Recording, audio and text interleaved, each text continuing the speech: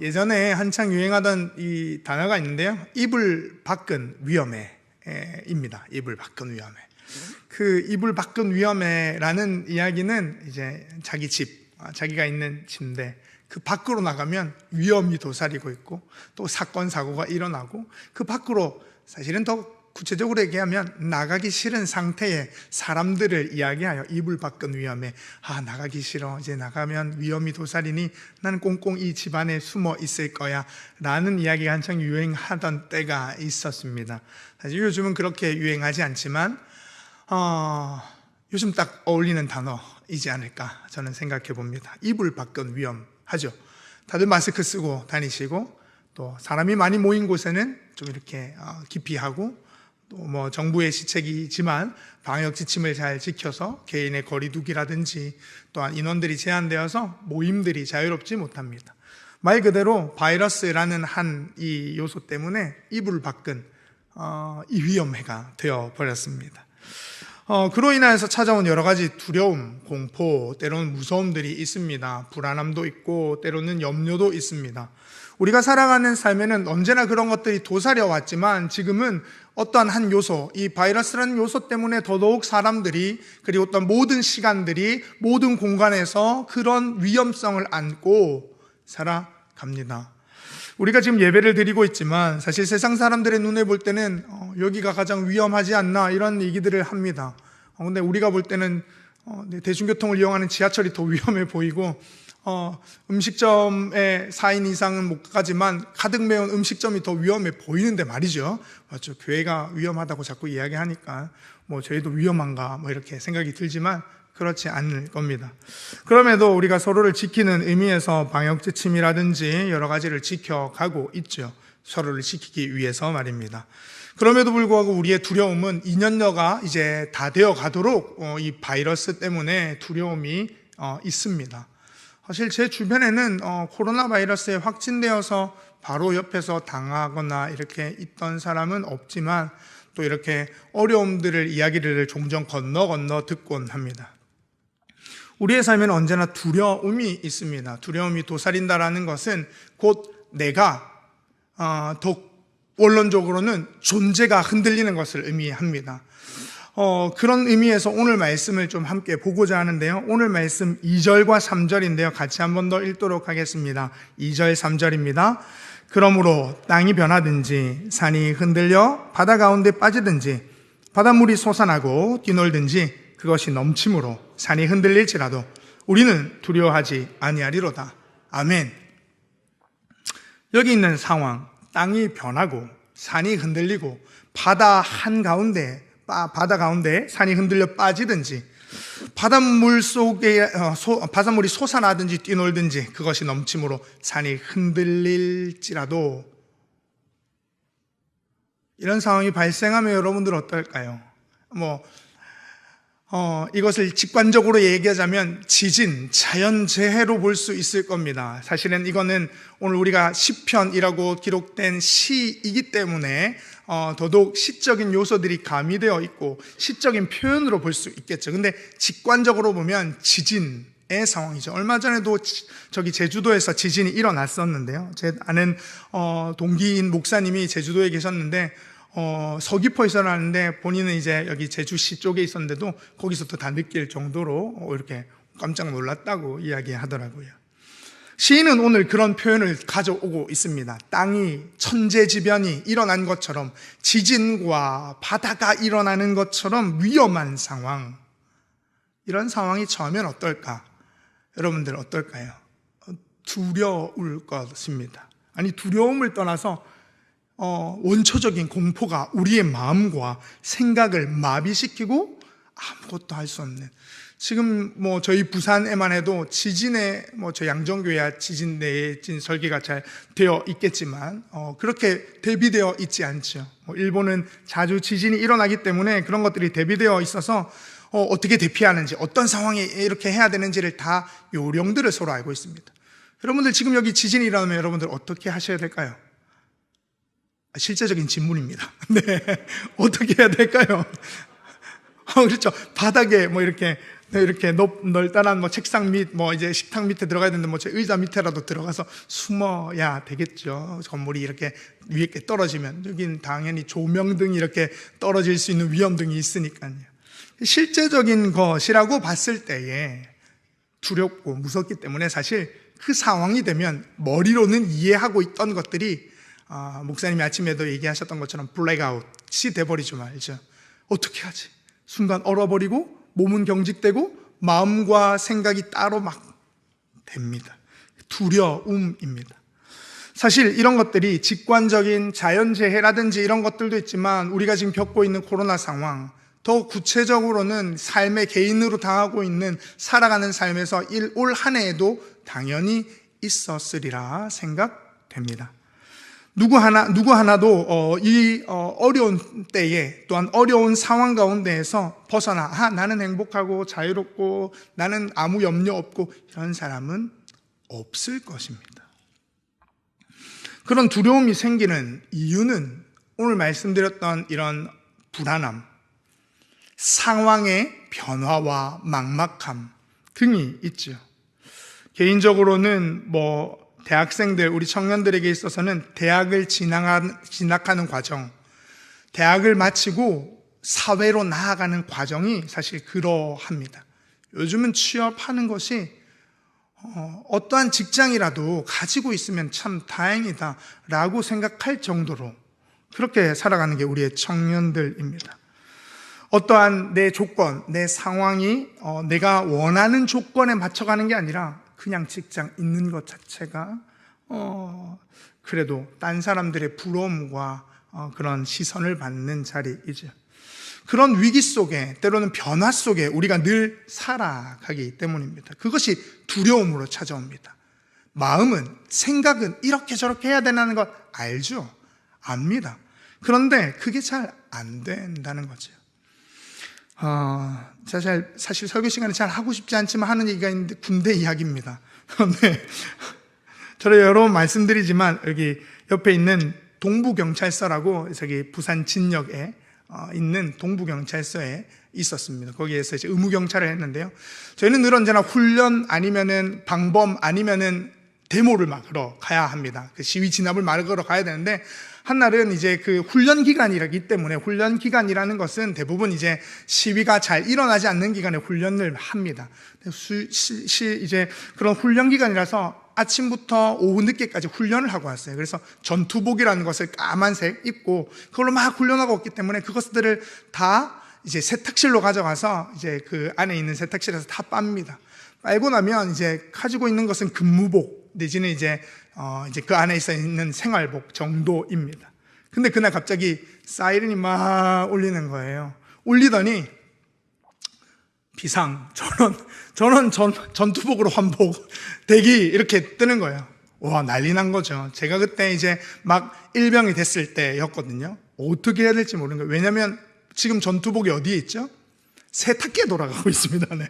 이걸 입고 이제 시위가 일어나서 막으러 가야 하는데 이제 정신이 없는 거예요. 막 사이렌 안에서 내부적으로 울리고 위에 있는 이제 상병급 되는 고참들은 막 우왕좌왕 움직이는데 정신없이 이제 밑에부터 이제 중간까지 막 움직이는 상황 가운데에서 한 고참이 저 옷 어떻게 하는지 막 이런 얘기 하고 있는데 한 고참이 의자를 가운데 그 내무실 반에 의자에 하늘 가운데 딱 갖다 놓았더니 딱 앉아서 조용히 앉아있더니 이렇게 하는 거예요. 저는 동작 그만.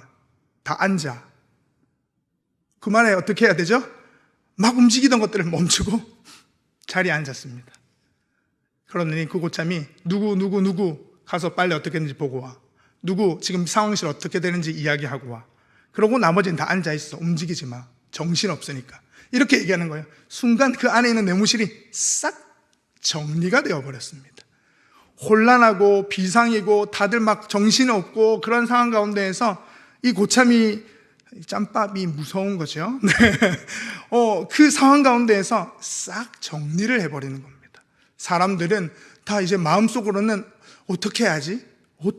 이제 나가야 되는데 저희 버스를 타고 나가야 되는데 어떡하지? 라고 하는 상황 가운데 이 고참이 정리를 해버리니까 그 다음이 차근차근 진행이 되어 가는 거죠. 아시다시피 군대는 상하 관계에 위계 질서가 있는 그룹입니다. 위에서 말하면 무조건 상명하복이라고 하여서 명령에 복종해야 됩니다. 사실 그것도 위아래 계급이 있지만 관계성 속에 놓여져 있습니다. 그것이 곧 우리에게 있어서 두려움이 어떻게 자리하게 되는가에 대한 내용을 저는 담고 있다고 생각합니다. 상황이 혼란하면 머리나 마음이 마비되지만 결국 그 가운데에서 고립됩니다. 왜? 생각이 자기 안으로 머물기니까. 생각이 자기 마음속으로 고정되니까. 무엇을 해야 될지는 아는데 연결이 되어지지 않는 거죠. 그런 고립 가운데에서 우리는 관계의 단절도 옵니다. 각자 생각하고 각자 도생하기 때문에 어떻게 해야 될지 분주하지만 사실 큰 도움이 되지 않습니다.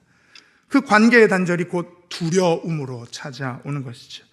코로나의 시기를 지나며 우리는 다 그것을 겪고 살아갑니다.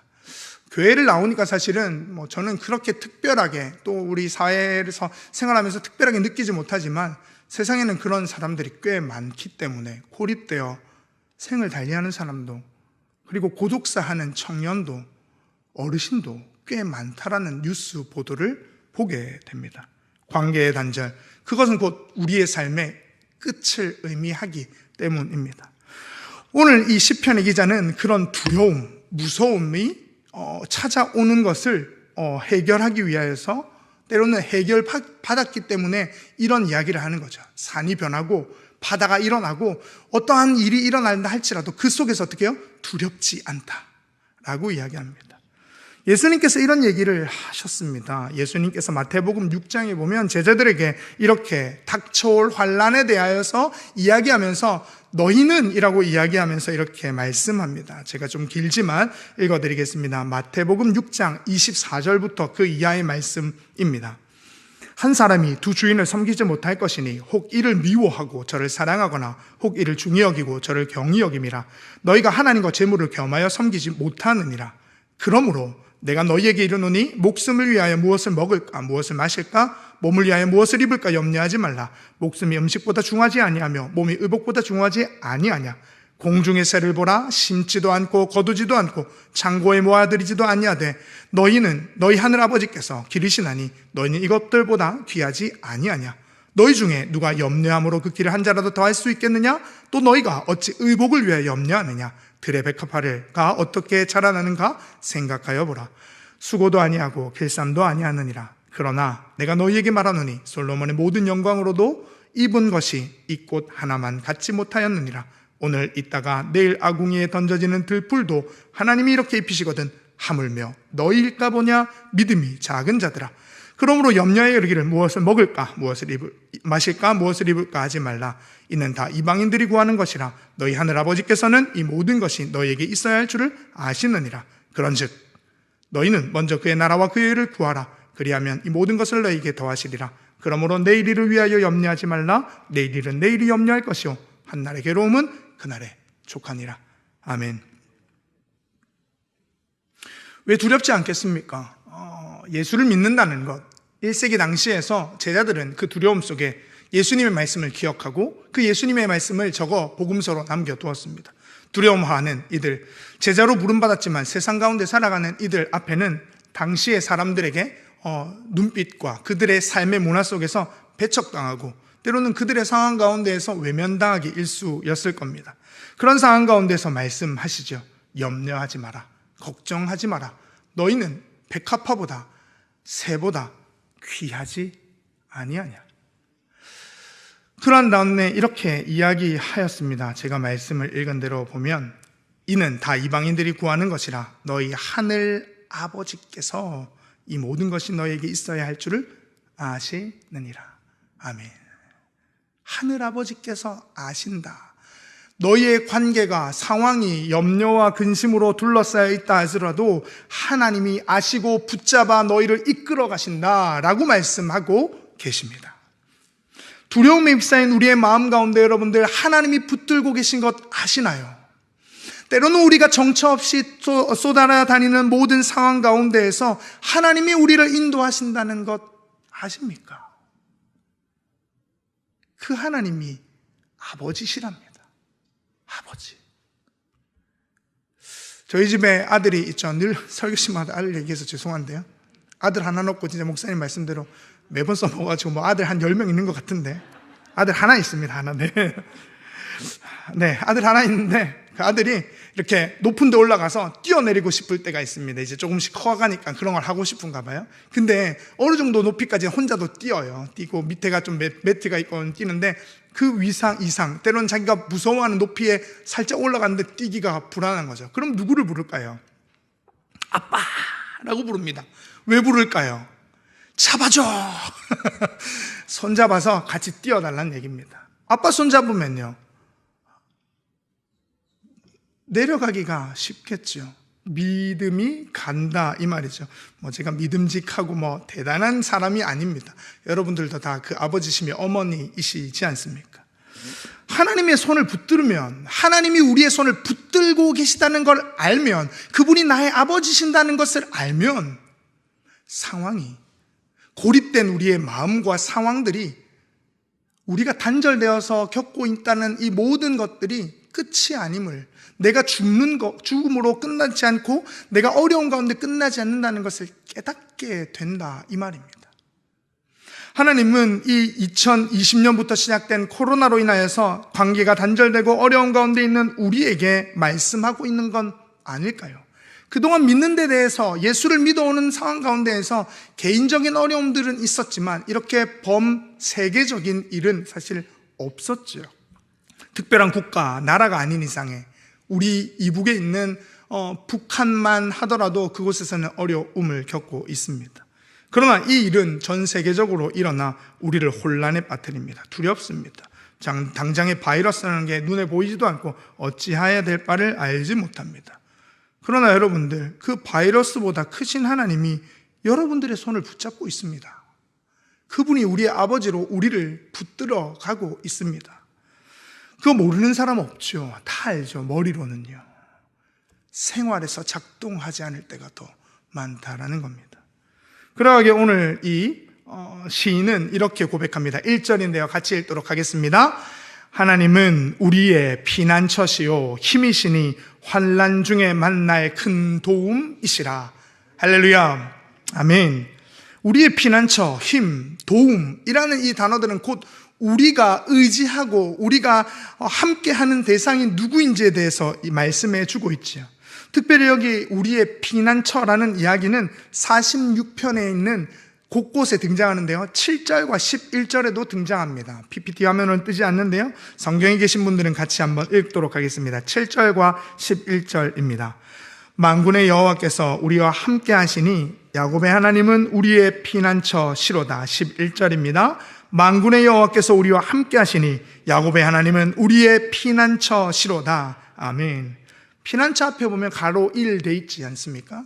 산성이라고 밑에 보시면 적혀 있습니다.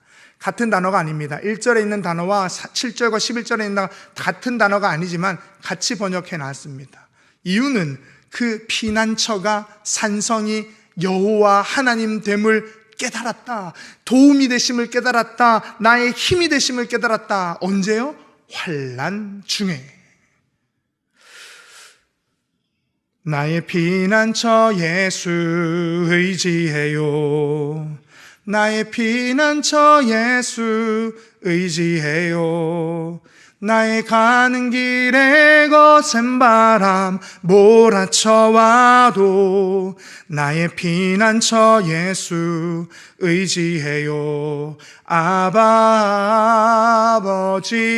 나를 사랑하시니 나의 모든 것 주께 드려요. 아버지 내가 여기 있으니 주님 영광 위하여 써주세요. 아멘. 우리가 부르는 찬양이죠. 찬양은 참 고백과 우리의 힘이 됩니다. 우리의 피난처는 오직 하나님, 예수 그리스도밖에 없음을 고백할 수 있는 여러분들 되길 바랍니다.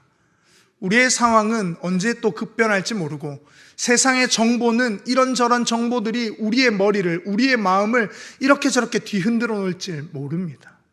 그러나 여러분들 정처 없는 세상 가운데서 무엇을 찾고 계십니까? 어떻게 하면 우리가 조금 더 나은 방법으로 이 위기를 극복할까? 아니면 어떻게 하면 이 어려움들을 타개해 나갈까 고민하는 것이 우리의 일수이지만 여러분들, 우리의 도움은, 우리의 피난처는 하나님밖에 없습니다. 그 관계 안에 묶여 있습니다. 하나님, 우리가 있는 그곳에 함께 하셔서 이 1년을, 아니 평생을 함께 해오신 줄 믿습니다. 앞으로도 마찬가지죠.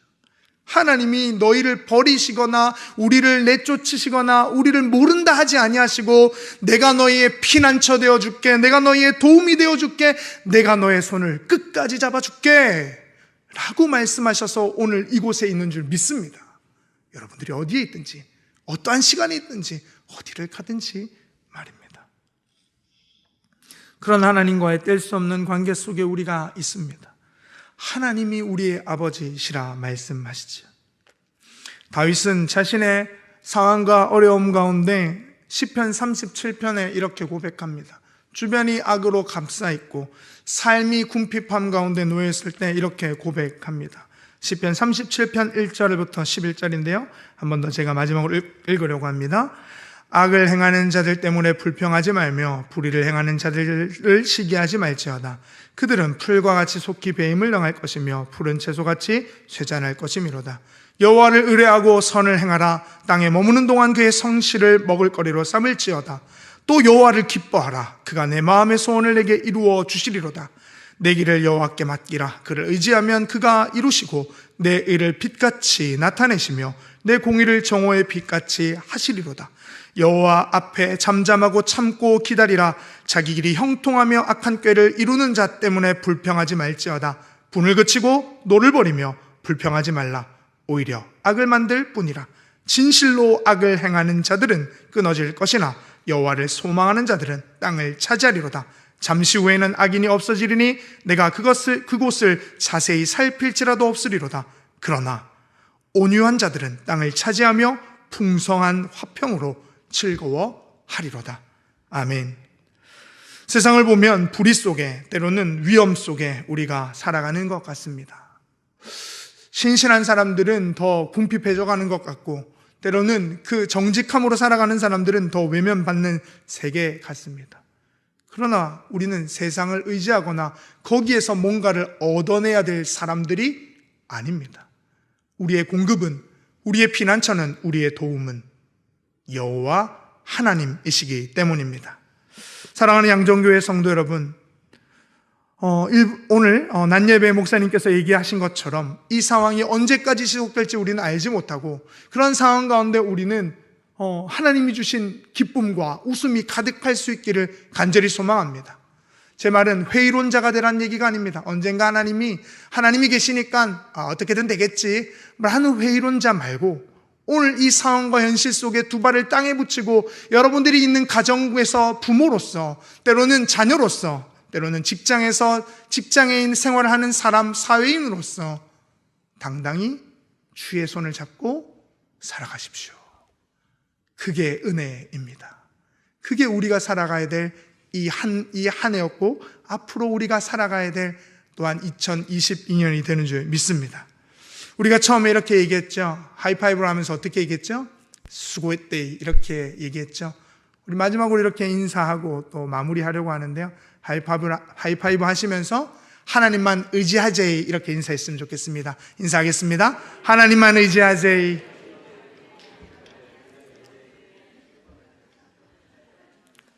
처음이 좋았으니 끝도 좋게 마무리하도록 하겠습니다. 하나님만 의지하는 우리 모두가 될 수 있기를 간절히 소망합니다. 우리 찬양 한 곡 하도록 하겠는데요, 진리라는 찬양입니다. 하나님 사랑 변치 않는다, 우리가 처음에 불렀던 찬양인데요, 같이 가사를 생각하면서 함께 찬송하도록 하겠습니다. 우리를 불안하게 하고 두렵게 하지만 주님만을 의지합니다. 우리 함께 고백하며 나아가겠습니다. 하나님 사랑 변치 않는다. 하나님 사랑 변치 않는다. 우리가 믿는 한 가지는 하나님 사랑 변치 않는다.